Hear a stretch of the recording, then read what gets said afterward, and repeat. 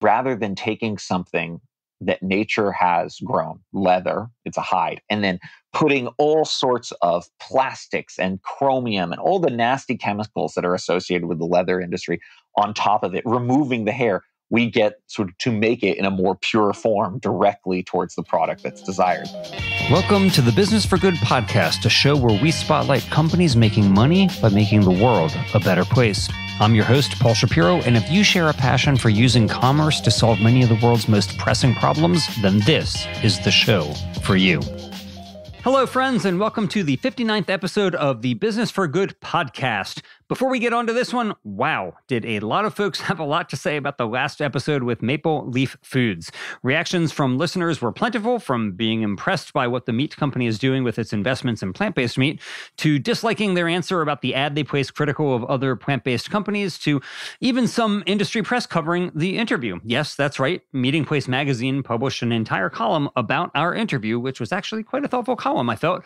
It was basically welcoming Maple Leaf's innovation in plant-based protein. So pretty good sign, I thought. So if you didn't yet listen to episode 58, know that it's the one that everyone's apparently talking about. So you may want to go back and check it out. But whether you loved it or not, I'm glad so many of you found the interview worthwhile. But what is certainly also worthwhile is the work that this episode's guest, David Breslauer of Bolt Threads, is doing.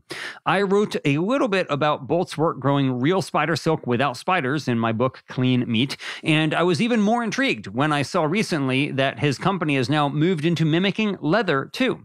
Now, most leather alternatives are made from plastic, which is why it's called pleather, and it's not really the eco-friendliest, but it can also lack in function too. Now, Bolt Threads, on the other hand, is making its alt leather by fermenting mycelium, or the root-like structures of fungi, and they even inked a deal with Adidas to start selling their Mycelium Leather shoes in 2021. That's right, this very year. What was started as a project in 2009 by some students who applied for government grants is now a VC-backed startup that's raised more than $200 million. $200 million. They've gotten celebrity endorsements, and they're now on the verge of entering their first major commercialization 11 years after they got started. It is a wild ride that they've been on, and David has some important insights for anyone seeking to use business to solve social problems. I hope you enjoy hearing Bolt's story as much as I did. I now give you David Breslauer of Bolt Threads. David, welcome to the Business for Good podcast. Thank you. Thank you for having me. I'm glad to be here. It's awesome to have you. I have been following your work for a long time. I've been a fan of your work. I've even written about your work, but I am embarrassed to say that we have never met or crossed paths or connected online. So I have been like this stalker in the shadows, touting your work. But great to actually get a chance to talk now. Yeah, absolutely. Our paths were bound to cross eventually. Yes. So let me just get right down to it. I want to ask you a question that I know you've addressed before, but a lot of the times, like if you were to talk with a company that's just getting started, because Bolt Threads got started in 2009, we're now more than a decade later. Would you have thought that you'd be doing what you're doing today, or do you think it's taken longer than you've expected? Do you think that it is like more pivots than you would have expected? Because what you're doing now is kind of different from what you were doing then. So tell me, if you had talked to David in 2009 and said, in 2021, here's what it's going to look like, how shocked would he have been? Oh, wow. David in 2009 would probably not even recognize Bolt as it is today based on what he thought the outcome would be. I think he would be very pleased with where we've come. But absolutely, there's the only thread that is consistent that he would recognize is the fact that we were always fascinated by natural materials, particularly ones that perform well or otherwise hard to make. And we always wanted to make them in whatever context. Natural materials that nature has evolved over all these years, these billions of years, that grow renewably, obviously, and reintegrate back into the environment. And so there was always that focus and fascination. I don't think I don't think back then I would have known just how hard we would have gone into consumer apparel.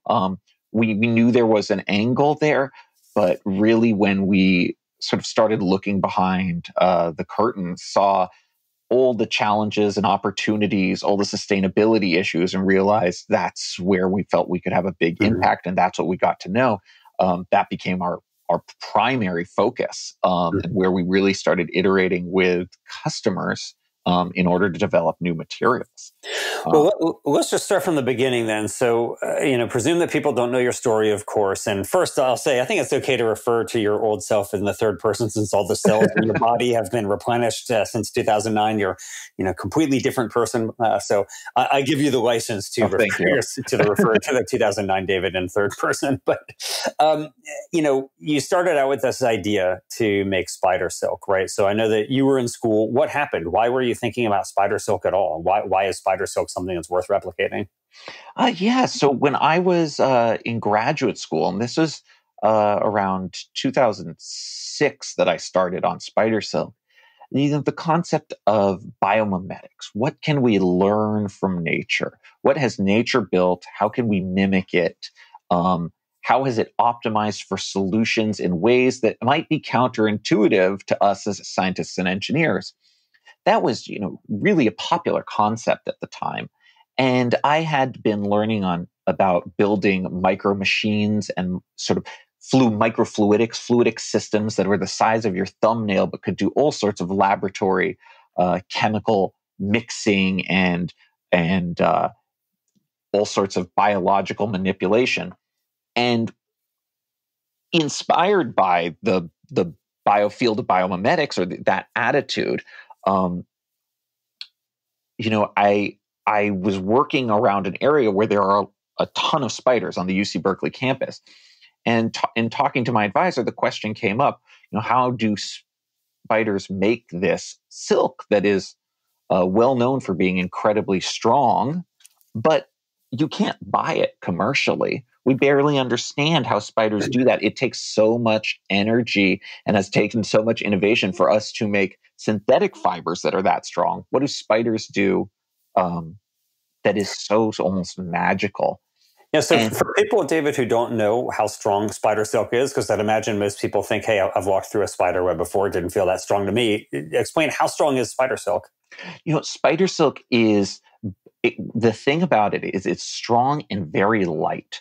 So relative to something, say, Kevlars that we're used to thinking of extremely strong materials, they are on par in strength, but then also incredibly light. They're also much stretchier, which makes them good for some things and bad for others. But those extremely fine threads of spider silk are 3, 4, 5x stronger than silkworm silk that you find in garments.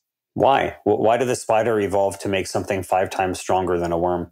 Well, that's exactly what we were trying to figure out. We believe, we being the spider silk community, a lot of it has to do with you need a very strong net to catch these darts of flies that are flying around and landing or hitting a web in order to need something strong so it doesn't break through. Okay.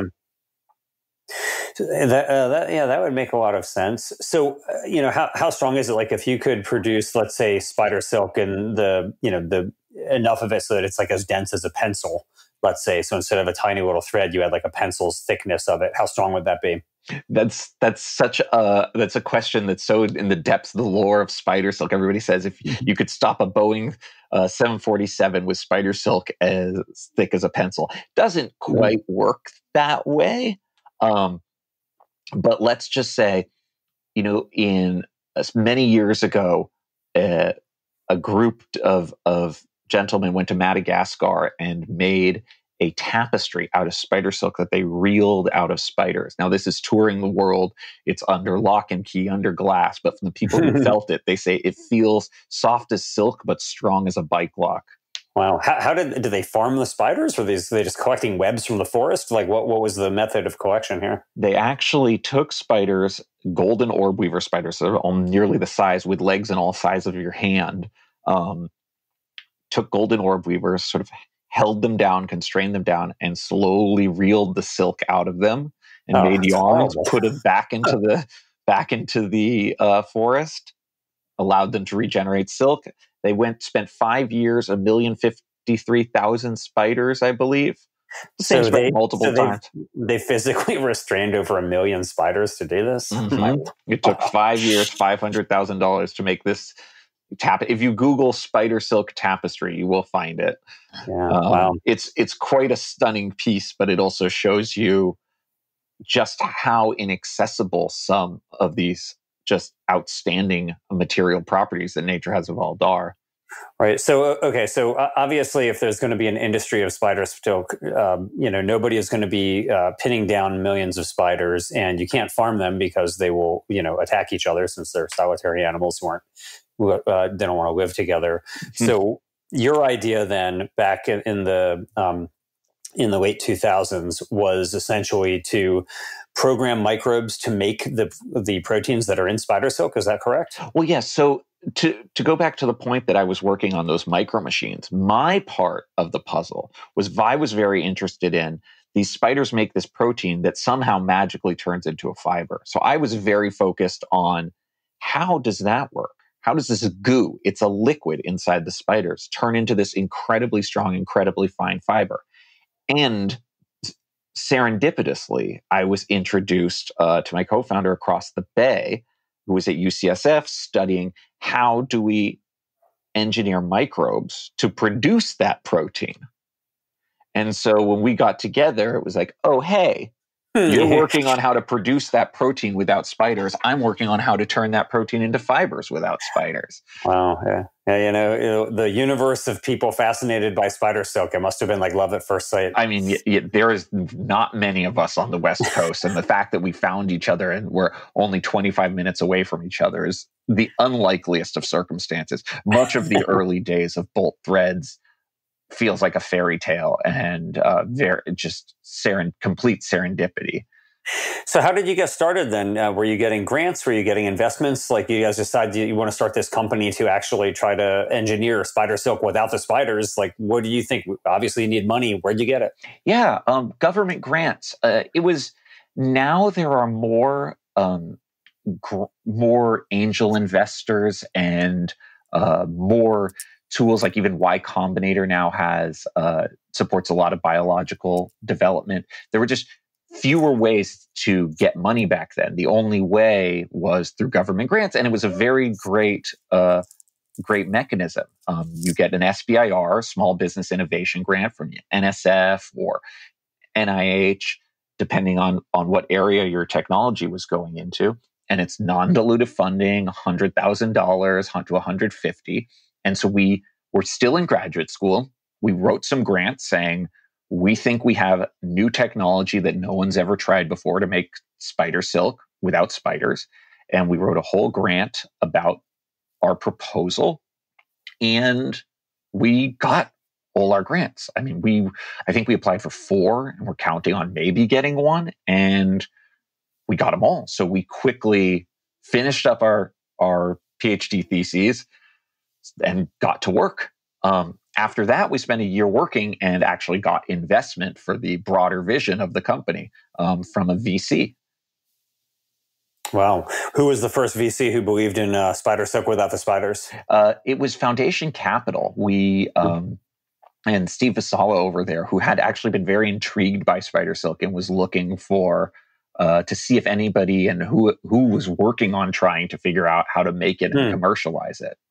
So what was your thought? I mean, you obviously weren't thinking about customer applications, as you said earlier. What was it that you were thinking you would do with this if you were able to produce it in industrial scale? So the journey has been quite long and the learnings have been numerous and compounded. We were so sort of innocent and filled with youthful hubris back then. It was we are going to figure out how to make spider silk, and we're going to figure out what to do with it.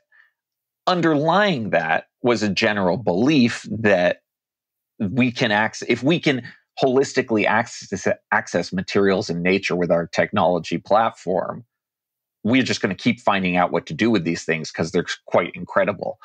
Mm-hmm. We learned over time how important customer feedback is in that process. But in the beginning, when we were just writing grants, it was, we think natural materials are cool. We know how to do this spider silk thing. we'll figure it out from there.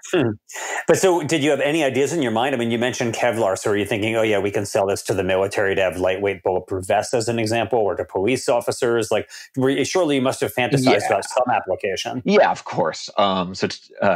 We talked about everything from lightweight bulletproof vests to high strength garments for the military that don't melt, because most the synthetic polymers melt when exposed to high heat, like hot shrapnel, to surfboard composites, to sails. We talked about sails that because at that time everyone was talking in the Bay Area about Larry Ellison's racing. Sails meaning SAILS. Yes, SAIL. Thank you. And a lot about biodegradable sails that could then, you could dispose of easily once they're done after a race. So all of these real performance applications. And it wasn't till about not long, 6 months in, that we started seeing not just where performance was necessary, but just performance from the aspect of sustainability needed a lot of new solutions within apparel generally, let alone performance apparel. I see.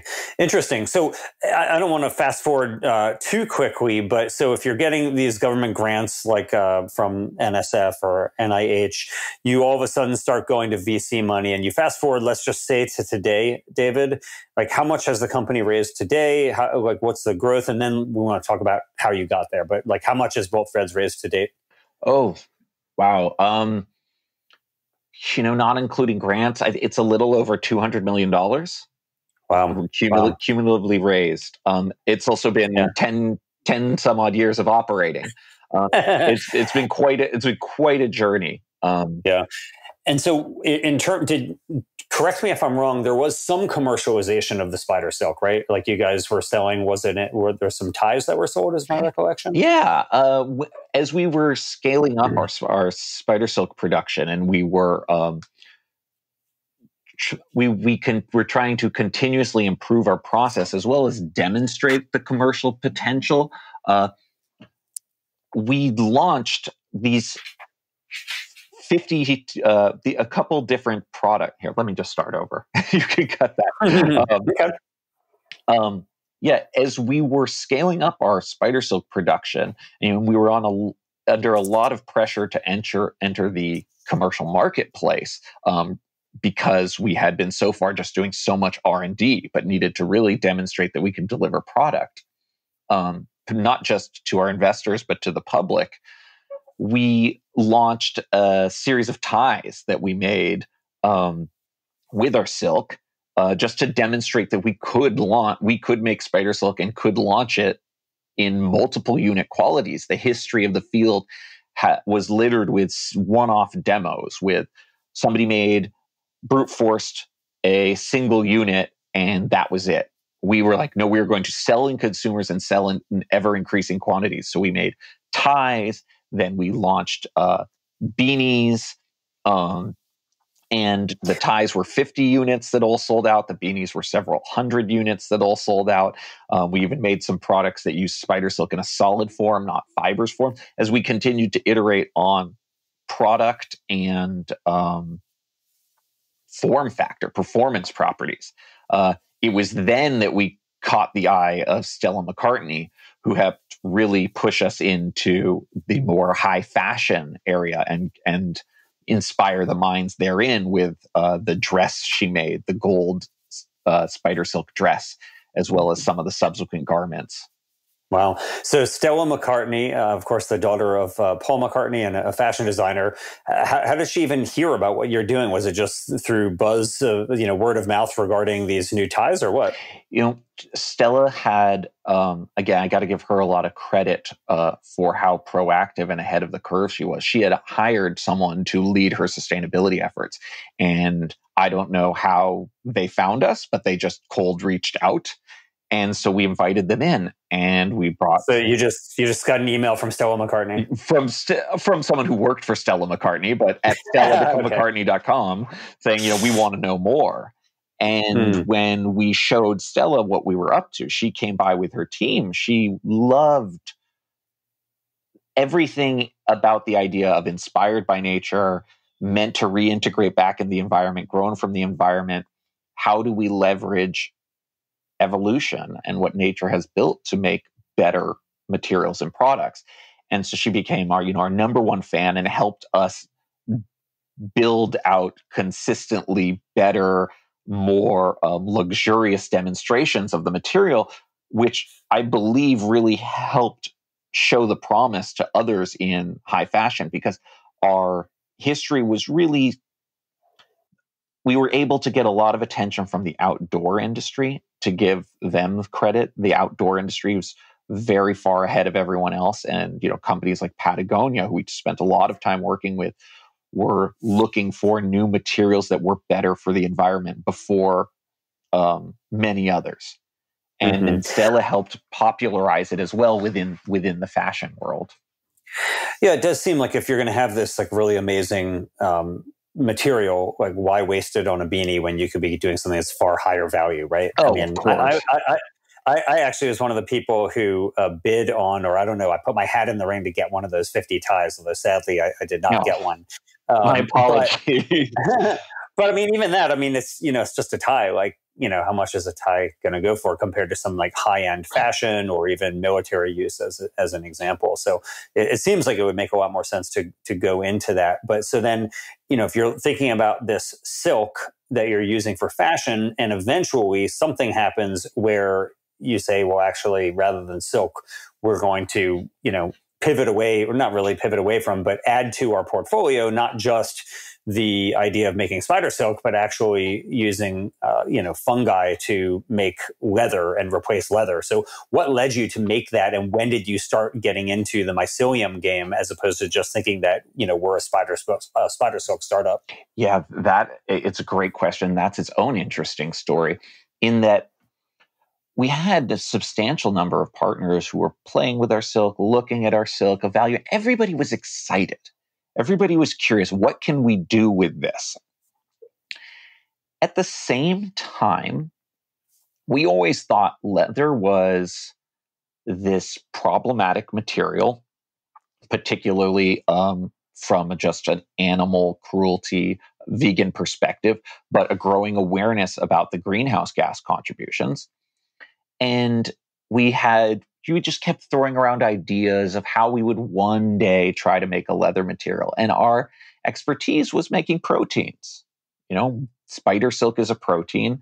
We have gotten very good at growing up silk, which is a protein. Maybe we could just then make collagen. Leather is substantially composed of collagen and skin. Maybe one day we'll do that. But we had seen some other people around working on that approach, which is how do I grow collagen and then try to form it into leather. Right. That's basically the premise of what Modern Meadow is doing. Right. And we just, as very much a material scientist myself, I wasn't quite sure. I hadn't seen enough progress on that front to feel like that was the most viable solution for making a high quality leather, a luxurious leather. Now, at the same time, and we had been, and this sort of goes to your earlier question about what were your applications. With all the people who were working on fibers with us, we started getting a lot of people asking us, do you have a leather offering? And the conversation kept picking up as we found that particularly within luxury brands, there was an incredibly fast growing concern that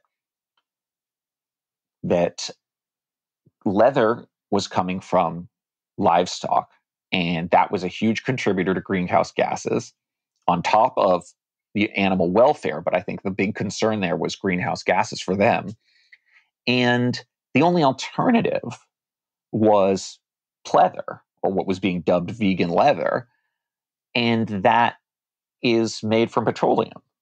So you can get away from greenhouse gas emissions through livestock, but then you end up with a plastic-based product that doesn't biodegrade. Now, there are other aspects of pleather that don't quite have the luxury feel of leather, but ultimately that was your trade-off. And Right. And it's interesting because I think a lot of people, when they hear the term pleather, they think it's a play on the word pleasure, when actually it just means plastic leather. yeah, that never occurred to me. Yeah. I mean, that it is intended to, connote that this is a pleasurable product, right? Pleather. I mean, but yeah, I mean, really, it's just plastic leather. So, maybe, from an animal welfare perspective, it's better than killing cows. But at the same time, there are still some environmental trade-offs that you have there. Yeah, absolutely.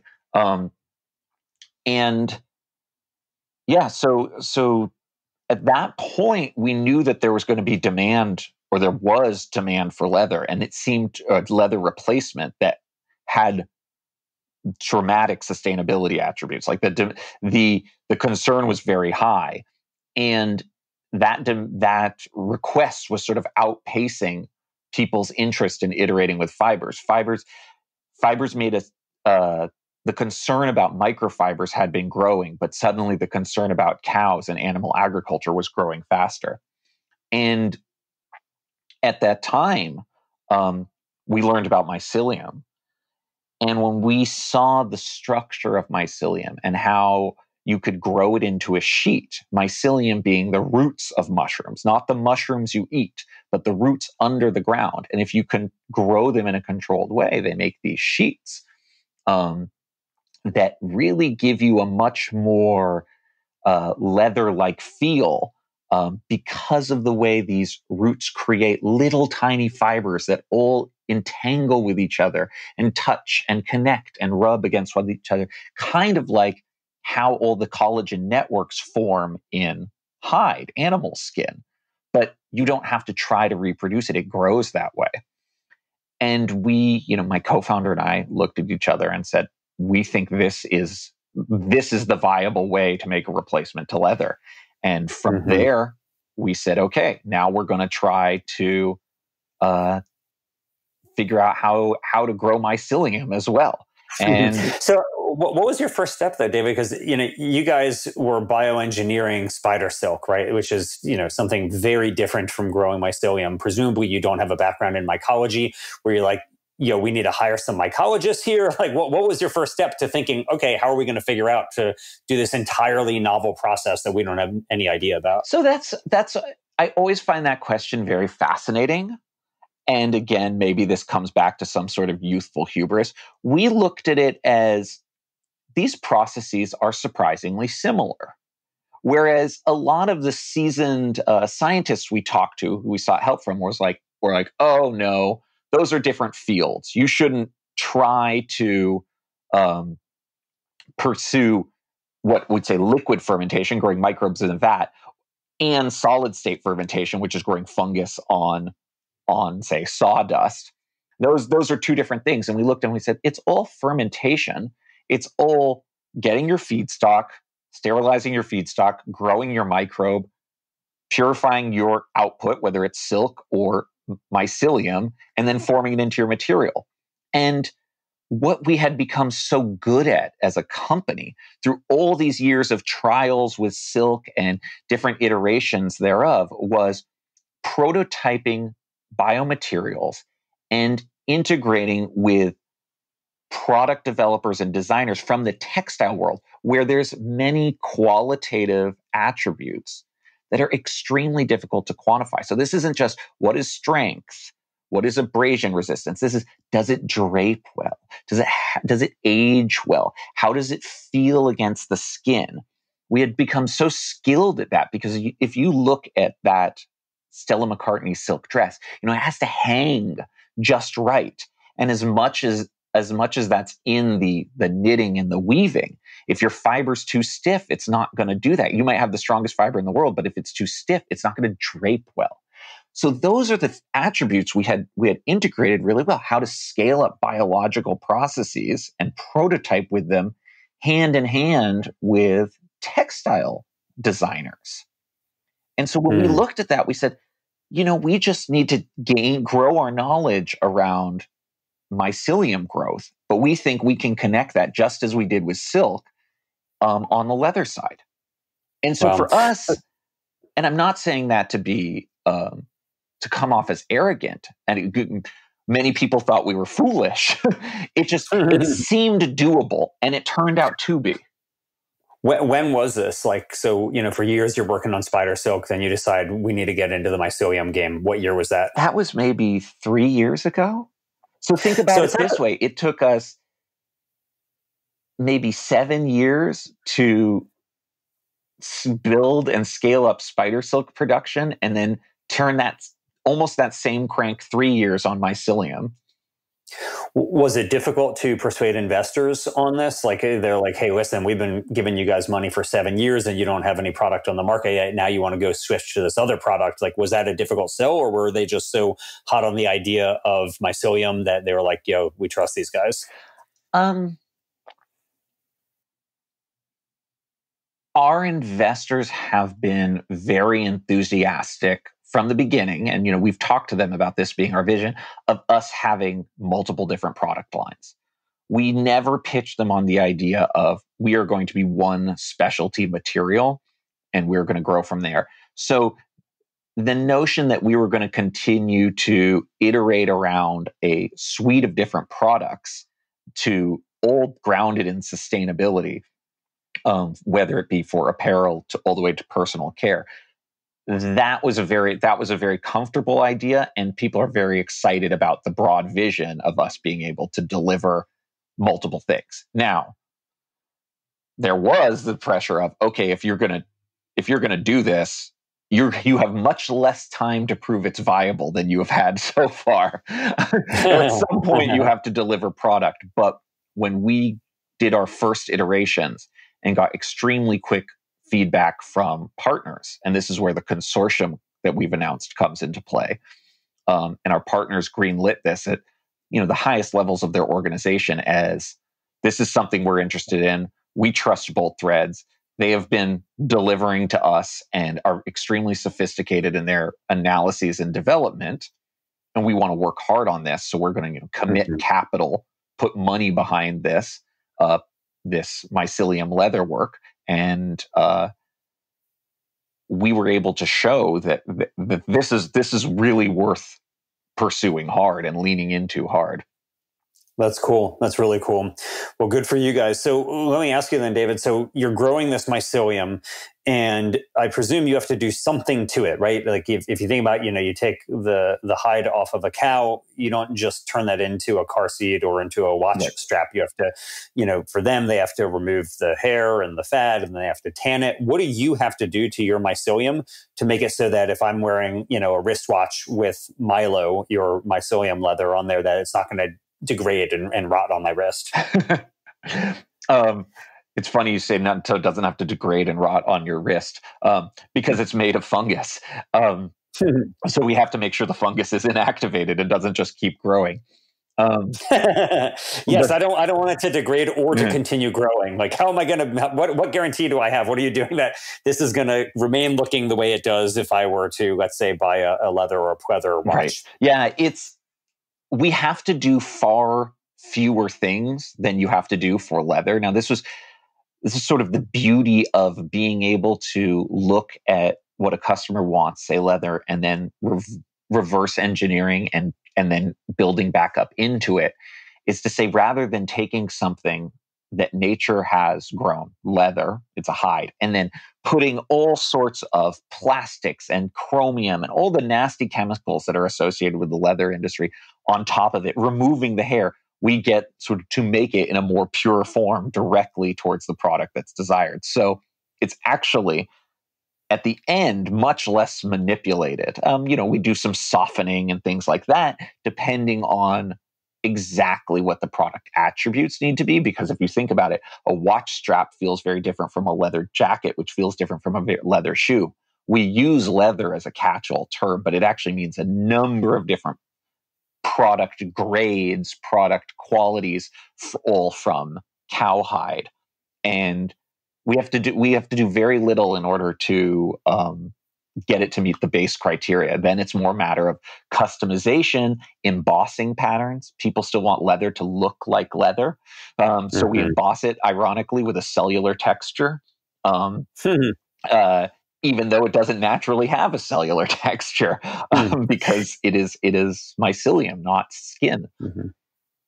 Are you growing it just in, let's say, like thick mats, or are you growing it into a specific shape? So, for example, if you wanted to, could you grow it in the shape of a wristwatch, let's say, and so you don't have to cut it into wristwatch shapes? It turns out, I love the story of, we can grow it into any shape, we can grow it into your product. But right now, at large scale, and when you look at the economies of scale, it's not feasible to make anything of any reasonable cost structure. Just to be real, I mean, it's business for good. The business part's important. To say we're gonna grow up watch straps in the shape of watch straps. So we grow sheets. We also work very tightly with existing leather processing facilities. Now, we maintain a fairly rigorous sustainability criteria and corporate responsibility criteria that includes not just chemistries, but includes human rights with our partners. So we do work with some great facilities in the industry, and we have to match some of that large scale equipment that's already there in the right sizes. Where are you doing this? Like, you're working with these facilities. Like, where is this mycelium growing? Where is it being tanned? Is this happening in Northern California? We do have a grow facility, but that's more for prototyping and experimentation. A lot of the large scale work happens in Europe.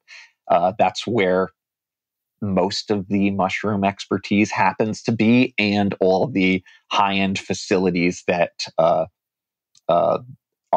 consortium partners, like Caring and such, do their leather processing work.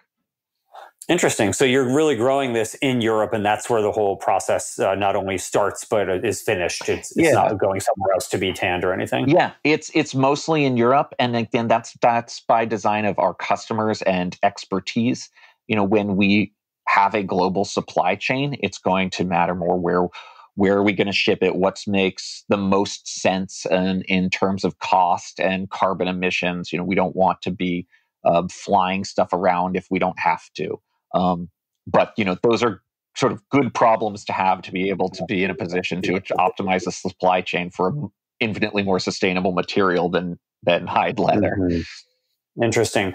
Yeah, I would have presumed that the greatest mushroom expertise was in China. I think that they produce like a huge portion of the global mushroom trade, but I don't know enough about that market to know. But I know that they eat a lot of mushrooms over there. Yeah, I was surprised as well when I learned. I think the majority of canned mushrooms, I'm not exactly positive on this number, something like the majority of canned mushrooms in the United States comes out of the Netherlands. Huh, interesting. So, all right, David. So, it's been a few years now, and you're growing mycelium. You're trying to make a leather type product with it.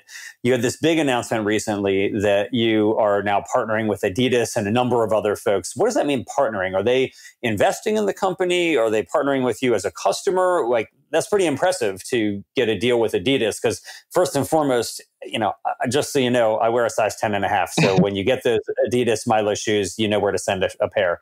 But second, how did that happen? How did you get partnered for a product that doesn't even yet exist in the market? You have one of the most recognizable shoe companies in the world saying they want to release a product with you. How did that happen? The consortium is the first of its kind, and between Caring, Adidas, Lululemon, Stella McCartney. Does Lululemon make? I mean, I don't know enough about it. But do they make leather products? No, not currently that I'm aware of. Okay, but they would be using Milo for something. Yes. It's not the spider silk. Absolutely, they're not making like yoga pants with spider silk, and then they're using a leather type product. The consortium is specifically around Milo.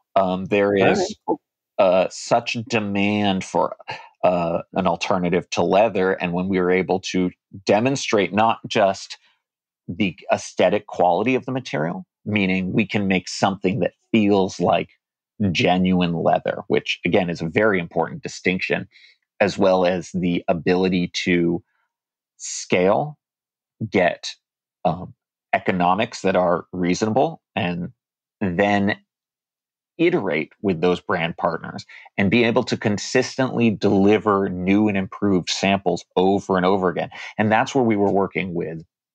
That's the sort of the engine we developed with silk and our other materials, is just show novelty and then continue to work and iterate and become a trusted partner in innovation for these brands.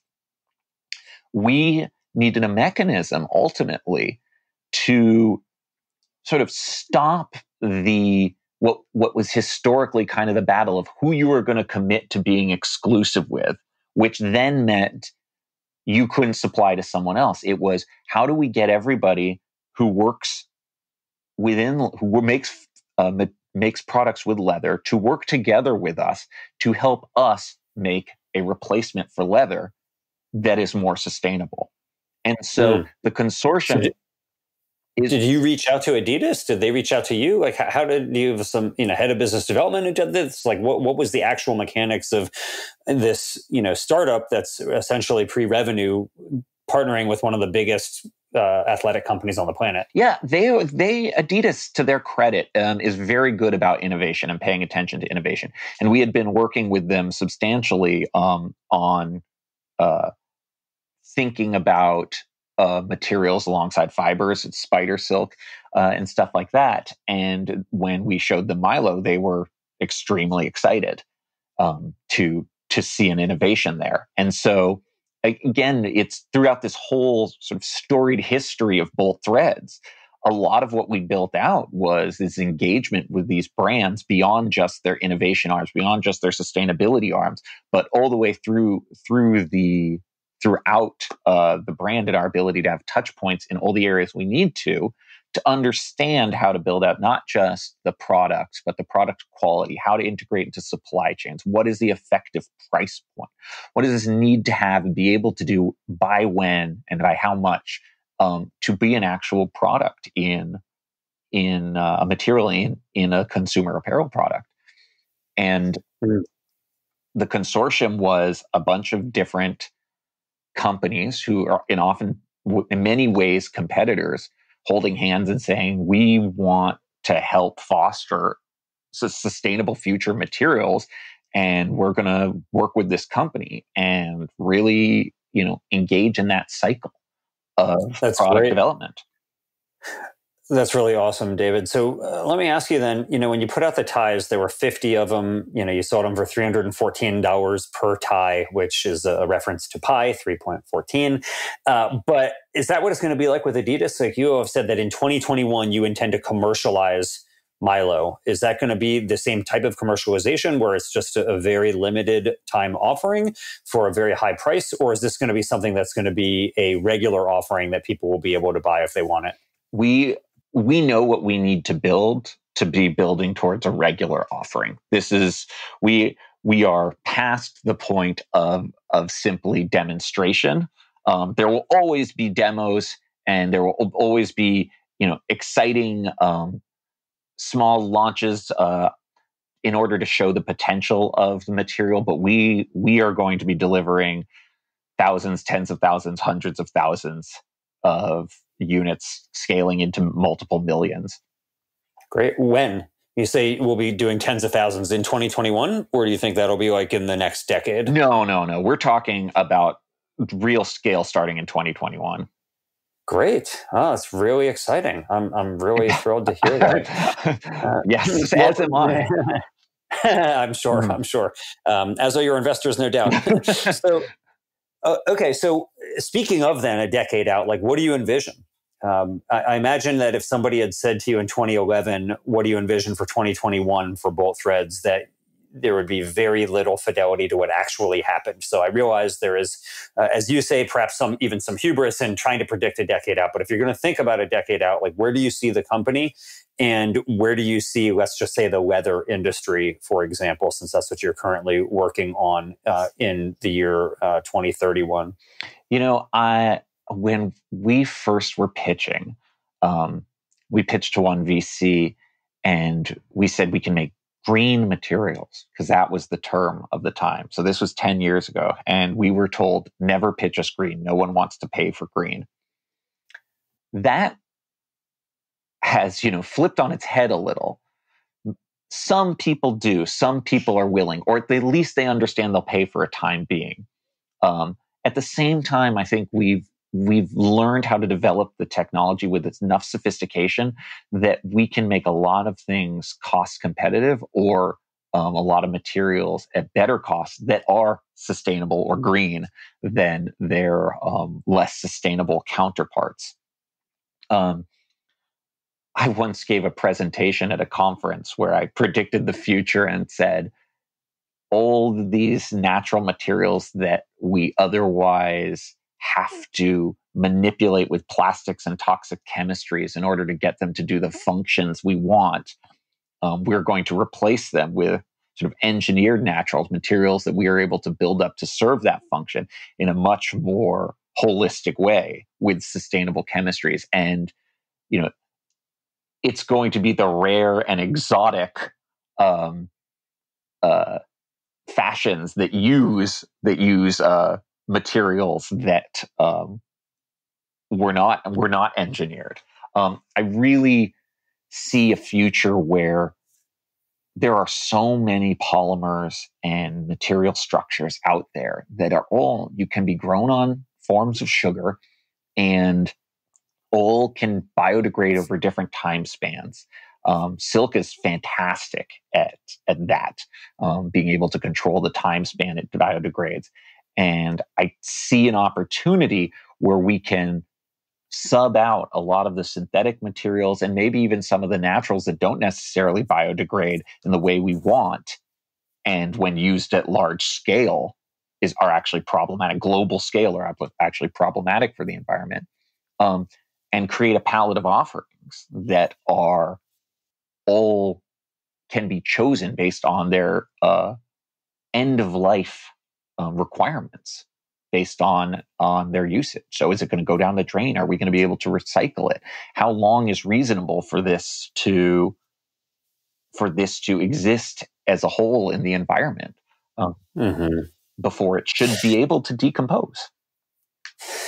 Yeah, well, that would be the ultimate, rather than just talking about, reduce, reuse, recycle, you actually have something just decompose at the end of its useful life. That would seem to be the optimal. In fact, I've wondered whether, you think about all these fishing boats that are the number one reason why, whales and others are getting caught up and dying in these fishing nets. The biggest threat to whales isn't whaling boats, it's fishing boats. And I've wondered, I don't want people out there fishing, needless to say, but, it would be nice if those nets could be programmed to at some point decompose. And I don't know if that's possible or not, but it seems like it would be worth investigating. Are you aware of anybody working on anything like that? It's I forgot to say, when you asked what were the markets for spider silk, that was one of the things we initially looked at. Decompose, marine biodegradable fishing nets. So how would that work? Because the fisherman doesn't want it to biodegrade while they're using it. But so how would it just after a certain number of years, it's no longer functional? Yeah, you would, it's a challenging problem balancing biodegradability and strength, because in many cases they tend to go in opposite directions. But yeah, you would probably think of something that lasted just long enough with high strength for you to be able to catch your fish, but that if bits or parts or a whole net got lost in the ocean, it would eventually biodegrade from microbes, or fish could eat it over a long period of time. Now, if it's sufficiently strong to catch a whale, I don't know how long is reasonable. How do you create mechanisms such that it can break out even if it's before it biodegrades? That's a more different time scales over which you need to think about. My expertise is more on the biodegradation than the mechanics of how do you create a structure that a big fish could break through without it being on them. Say if for say 50 days, if you say 50 days is a criteria over which it biodegrades. Right, because presumably, dolphins get caught in this are presumably struggling pretty violently. So if that's not enough to break that down, that would be, you would need something pretty unique. But on this note, David, let me ask you as we start to wrap up here. So you've thought about fishing and materials that would be better for fishing nets. Are there any other ideas? Like you guys are working on spider silk, you're working on mycelium, you're even doing bee silk, which we didn't get to talk about sadly. But are there other things that you wish somebody else would take up that you think would be good for the world? Some idea for a company that maybe some listener will be inspired by your words to start themselves? Yeah.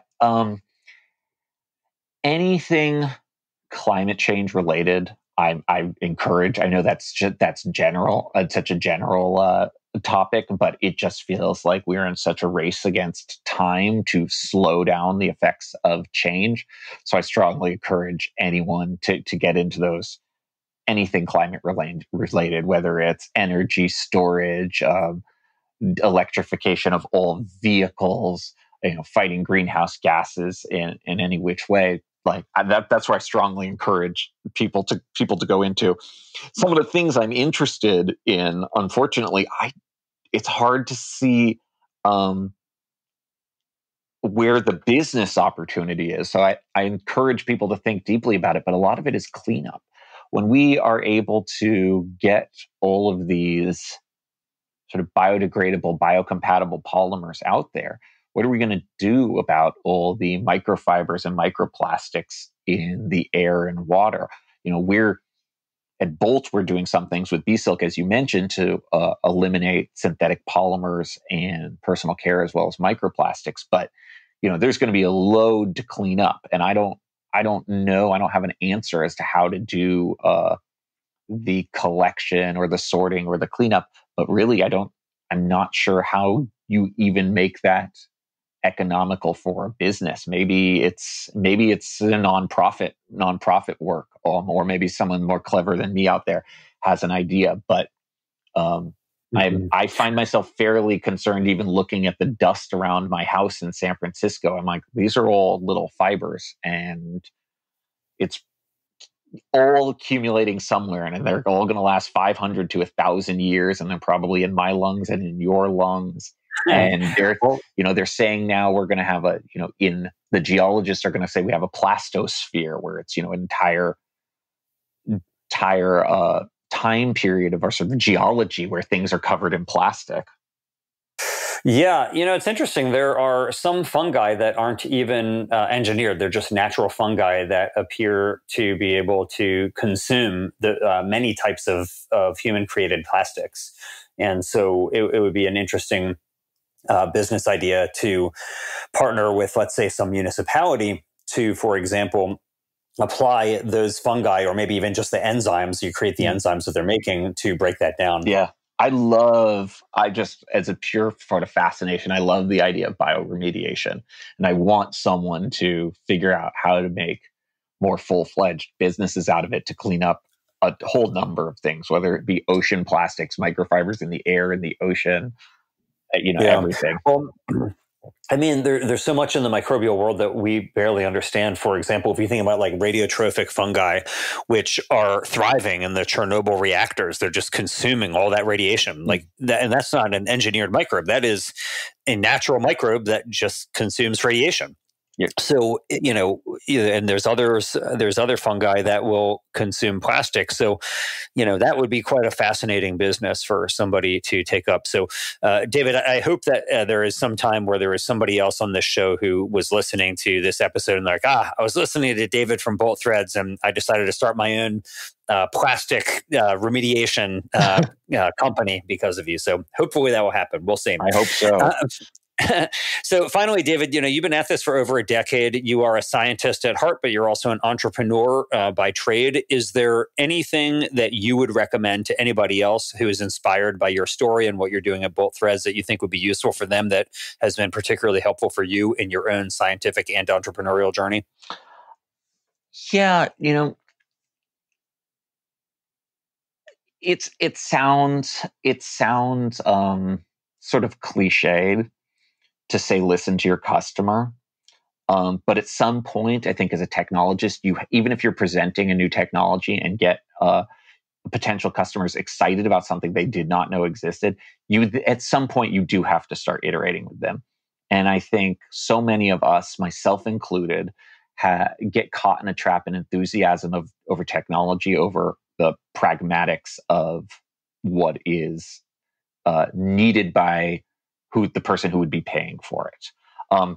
There's a great video I like that's, I think if you Google Steve Jobs insult response, where he talks about leading customer first and how engineers can make tons of great things, but what is going to sell at scale? And that scale, particularly when we're talking about sustainability and climate, is so important. I'm not going to make a dent at scale if someone just wants to launch, 50 pairs of shoes. I need to really make my impact through selling millions, so that I can actively affect the greenhouse impact and the climate impact and the environmental impact of livestock or any of the other materials that we make. Right. Well, I couldn't possibly agree with you more. Science experiments are very cool, but they don't necessarily on their own save the world. And the way that happens almost always is through some invention that actually gets commercialized and utilized by huge numbers of people. So I'll be rooting for Bolt Threads to break out onto the commercial scene, and I'll be looking forward to sending you a photo of the Adidas that I get when you ship them my way, David. So, absolutely. Thanks so much for everything you're doing. You've had a wild ride, and it is a really inspirational story. So I am grateful for what you're doing, and I can't wait to see Milo come out on the market, and I can't wait to be one of your own customers, actually. I can't wait either. Thank you. Thanks for listening. We hope you found use in this episode. If so, don't keep it to yourself. Please leave us a 5-star rating on iTunes or wherever you get your podcast. And as always, we hope you will be in the business of doing good.